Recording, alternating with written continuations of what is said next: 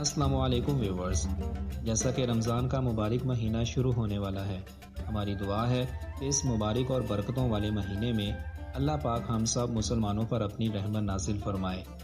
पाकिस्तान में पहला रोज़ा 2024 11 मार्च को होता है या 12 मार्च को, इसका ऐलान तो बाकायदा पाकिस्तान की रवायत हलाल कमेटी ही करेगी। आज की वीडियो में आप लोगों को रमज़ान कैलेंडर के मुकम्मल शेड्यूल के बारे में बताऊंगा। सिटी पाक पतन में रोज़ा, इफ्तार और सहरी का टाइम क्या होगा, आप अपनी मोबाइल की स्क्रीन पर देख सकते हैं।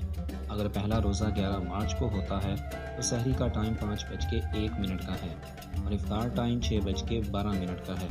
और अगर पहला रोज़ा 12 मार्च को हुआ तो सहरी का टाइम 5 बजे का होगा और इफ्तार टाइम जो है वो 6:13 का होगा। अब आप रमज़ान कैलेंडर की मुकम्मल डिटेल्स को खुद रीड आउट कर सकते हैं। वीडियो अच्छी लगे तो लाइक कर दीजिएगा और दूसरों के साथ शेयर भी कर दीजिएगा।